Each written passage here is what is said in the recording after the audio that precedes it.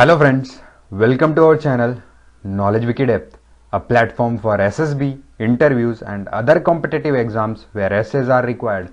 Our today's topic is unemployment in India, and in reality it's a tickling time bomb.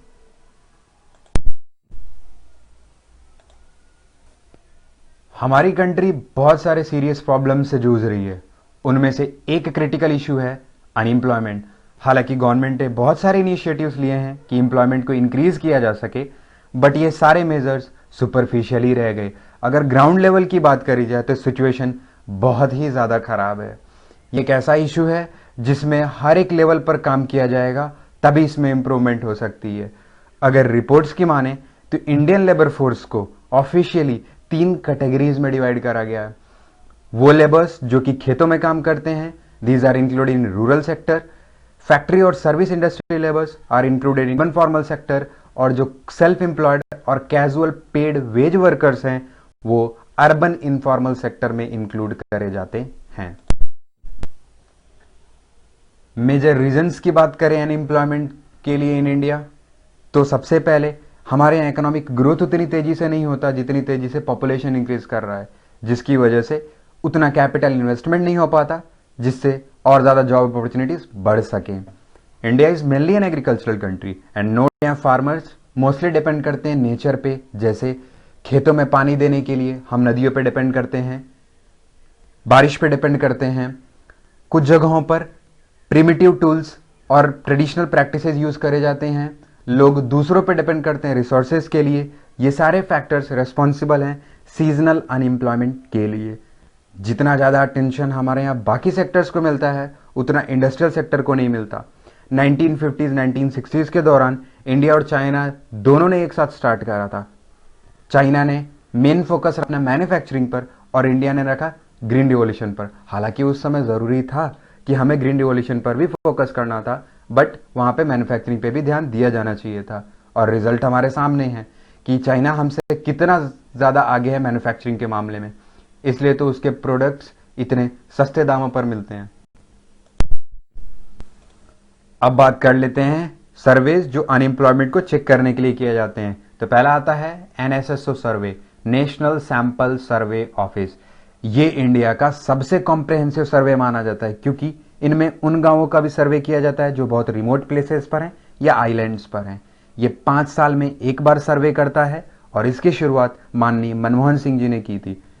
Labour bureau reports, ये organisation annually अलग अलग state government से labour department reports को इकट्ठा करके unemployment data बताता है।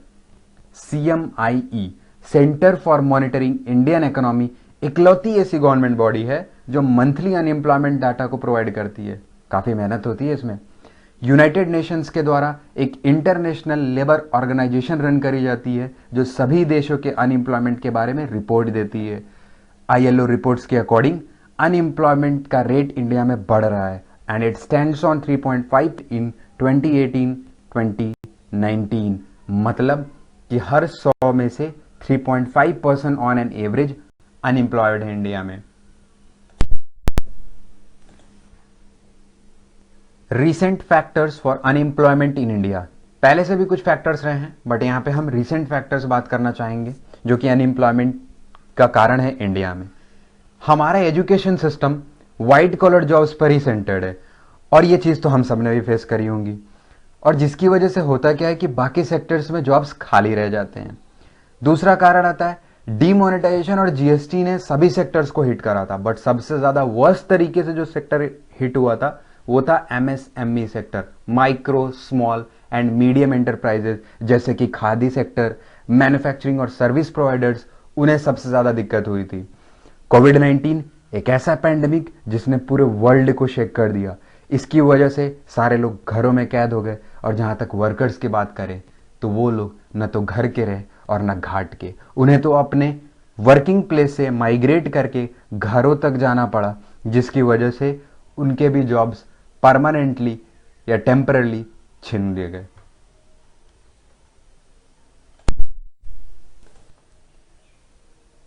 Now discussing about the steps taken to tackle the problem of unemployment, तो हमारे यहाँ गवर्नमेंट ने बहुत सारे स्टेप्स लिए हैं जिससे अनएम्प्लॉयमेंट की प्रॉब्लम को दूर किया जा सके।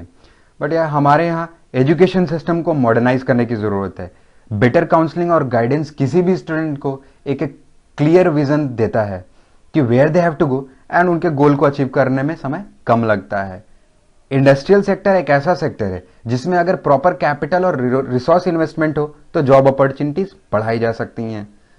प्रधानमंत्री कौशल विकास योजना, स्किल इंडिया और अलग अलग इंटर्नशिप प्रोग्राम्स गवर्नमेंट द्वारा लाए गए हैं जो कि यूथ के स्किल डेवलपमेंट पर फोकस करते हैं। खेती अच्छी तो अनाज अच्छा और अनाज अच्छा तो देश अच्छा। फार्मिंग टेक्निक्स, इरिगेशन के तरीके, कोल्ड स्टोरेज और क्रायो प्रिजर्वेशन जैसे टेक्निक्स का यूज करके हम फार्मिंग को इंप्रूव कर सकते हैं। गांव में आपने देखा होगा कि रोड्स और बाकी इंफ्रास्ट्रक्चर डेवलपमेंट के लिए गांव के लोग ही काम करते हैं and all this comes under the MNREGA, Mahatma Gandhi rural employment guarantee act, जो कि सरकार की तरफ से बहुत अच्छी मुहिम है गांव के लोगों को एम्प्लॉयमेंट प्रोवाइड करने के लिए। गवर्नमेंट ने और भी स्कीम्स लाई हैं जैसे आत्मनिर्भर भारत पैकेज, पीएम रोजगार योजना, जिसके थ्रू सेल्फ एम्प्लॉयमेंट लोन्स दिए जाते हैं। एंड फाइनली बाहर की कंपनीज को अट्रैक्ट करने के लिए गवर्नमेंट ने एफडीआई लिमिट्स को पुश कर दिया है, बढ़ा दिया है फॉरेन डायरेक्ट इन्वेस्टमेंट को, यानी जिसका मतलब है कि फॉरेन कंपनीज ज्यादा पैसा इन्वेस्ट करेंगी और जिसकी वजह से ज्यादा जॉब अपॉर्चुनिटीज क्रिएट हो पाएंगी। So this was all about unemployment in India from us. Thanks for watching. अगर आपको यह वीडियो हेल्पफुल लगी हो तो please like, share and subscribe, hit that bell icon to get notification from our side.